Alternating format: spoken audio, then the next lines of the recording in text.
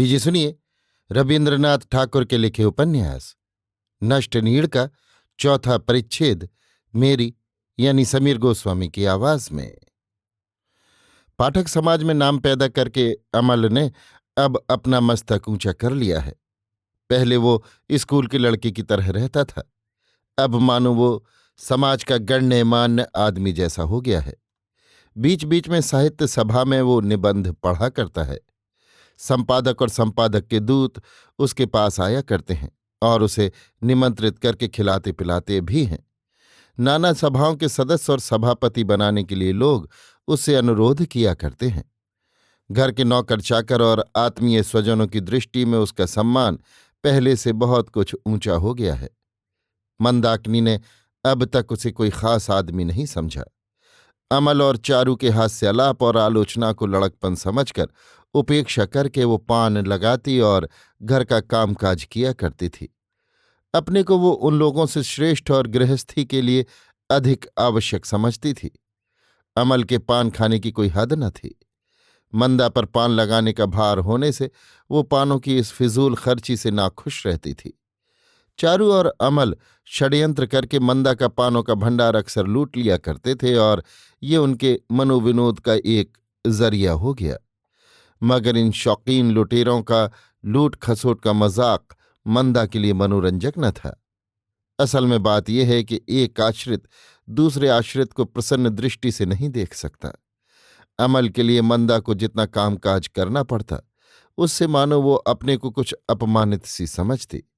चारू अमल की पक्षपातिन थी, इसलिए मुंह खोलकर कुछ कह तो नहीं सकती थी, मगर अमल की लापरवाही करने की कोशिश वो हमेशा किया ही करती थी और मौका मिलते ही दास दासियों के आगे भी गुप्त रूप से अमल की बदनामी करने से नहीं चूकती।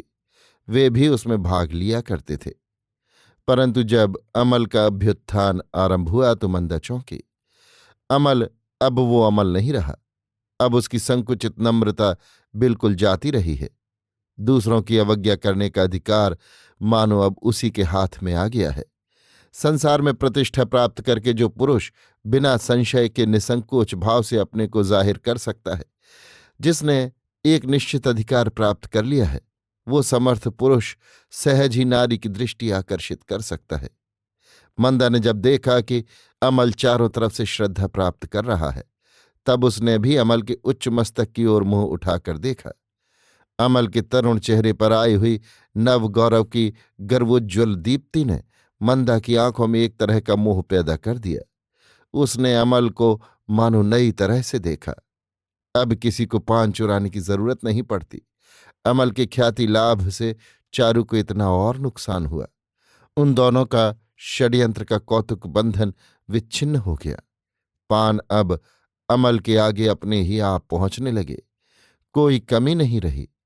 इसके सिवा उन दोनों के गठित दल में जो मंदाकिनी को नाना कौशलों से दूर रखने का आनंद था, उसके भी नष्ट होने की नौबत आ पहुंची।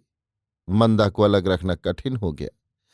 अमल सिर्फ चारू को ही अपनी एकमात्र साथिन और समझदार समझे, ये बात मंदा को अच्छी नहीं लगने लगी। इसके पहले उन दोनों की तरफ से की जाने वाली उपेक्षा का अब वो मय सूद के बदला लेना चाहती है। लिहाजा अमल और चारू की भेंट मुलाकात होते ही अब वो बीच में अपनी छाया डालकर ग्रहण लगा देती है। सहसा मंदा के इस परिवर्तन से चारू और अमल को हास्य परिहास करने का मौका मिलना भी दुश्वार हो गया। मंदा का ये अनाहूत प्रवेश चारू को जितना रुचिकर मालूम हुआ, अमल को शायद उतना ना भी मालूम हो।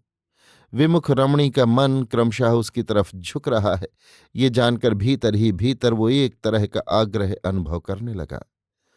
परंतु चारू जब दूर से मंदा को देखकर तीव्र मृदु स्वर से कहती, वो आ रही है, तब अमल भी कह देता, आ गई क्या?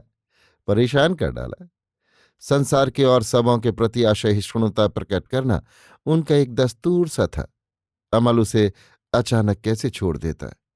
अंत में मंदाकिनी जब पास आ जाती, तब मानो जबरदस्ती सौजन्य दिखाने के लिए वो कहता, क्या खबर है मंदा भाभी, आज आपने पानदान में चोरी डकैती के कोई लक्षण देखे?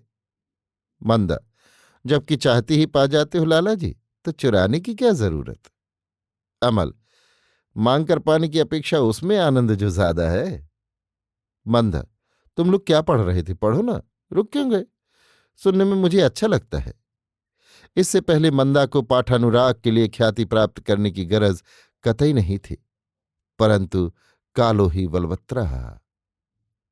चारू की इच्छा नहीं थी कि अरसिका मंदा के सामने अमल कुछ पढ़े, और अमल की इच्छा थी कि मंदा भी उसकी रचना सुने। चारू, अमल ने कमलाकांत के दफ्तर की समालोचना लिखी है, सो क्या तुम्हारी समझ में? मंदा, अरे मूर्ख ही सही, फिर भी क्या बिल्कुल समझ ही नहीं सकते? तब और एक दिन की बात अमल को याद आ गई। चारू और मंदा ताश खेल रही थीं। अमल अपनी रचना हाथ में लिए हुए खेल सभा में दाखिल हुआ। चारू को अपनी रचना सुनाने के लिए वो अधीर हो रहा था। खेल खत्म न होते देख वो मन ही मन गुस्सा होने लगा। अंत में उसने कहा, तो तुम लोग खेलती रहो भाभी, मैं अखिल बाबू को जाकर अपनी रचना सुनाऊं? चारू ने अमल का दुपट्टा दबा लिया, बोली, उफ, बैठो न जरा, कहाँ जाते हो? कहकर झटपट हार कर उसने खेल खत्म कर दिया। मंदा ने कहा, तुम पढ़ना शुरू करोगे शायद, तो मैं उठूं? चारू ने शराफत दिखाकर कहा, क्यों, तुम भी सुनो ना भाभी। मंदा, नहीं बहन, मैं तुम लोगों का पढ़ना खाक पत्थर कुछ समझती नहीं, मुझे तो नींद आने लगती है। कहकर वो असमय में खेल खत्म हो जाने से दोनों पर बहुत ही नाराज होकर उठ गई। वही मंदा आज कमलाकांत की समालोचना सुनने के लिए उत्सुक है। अमल ने कहा, यह तो बड़ी खुशी की बात है भाभी, तुम सुनोगे, ये तो मेरा सौभाग्य है। कहकर पन्ने उलटकर पढ़ने की तैयारी की। रचना के आरंभ में उसने काफी रस उंडेला था, उतना हिस्सा छोड़ देने को उसका जी नहीं चाहा। चारू जल्दी से कह उठी, लाला जी, तुमने तो कहा था कि जानवी लाइब्रेरी से कुछ पुराने मासिक पत्र ला दोगे। अमल, आज नहीं। चारू, आज ही तो खूब रहे, भूल गए? क्यों? अमल, भूल क्यों जाऊंगा, तुम्ही ने तो कहा था। चारू, अच्छा अच्छा मत लाओ, तुम लोग पढ़ो, मैं जाती हूं, पारस को लाइब्रेरी भेज दूं जाकर। कहकर चारू उठ गई। अमल को विपत्ति की आशंका हुई। मंदा मन ही मन समझ गई और दूसरे ही क्षण चारू के प्रति उसका मन विषाक्त हो उठा। चारू के चले जाने पर अमल जब उठे या नहीं सोचकर बगलें झांक रहा था। मंदा ने जरा कुछ हंसकर कहा, जाओ भाई, रूठी भाभी को मनाओ, चारू गुस्सा हो गई हैं, मुझे लेख सुनाकर परेशानी में पड़ोगे। इसके बाद अमल के लिए उठना बहुत ही मुश्किल हो गया। अमल ने चारू से जरा रुष्ट होकर कहा, क्यों, परेशानी काहे की? कहकर पन्ना फैलाकर पढ़ने की तैयारी की। मंदा ने दोनों हाथों से उसकी काफी ढककर कहा, जरूरत नहीं भैया, मत पढ़ो। कहकर मानो वो आंसू रोकती हुई अन्यत्र चली गई। अभी आप सुन रहे थे रविन्द्रनाथ ठाकुर के लिखे उपन्यास नष्ट नीड़ का चौथा परिच्छेद, मेरी यानी समीर गोस्वामी की आवाज में।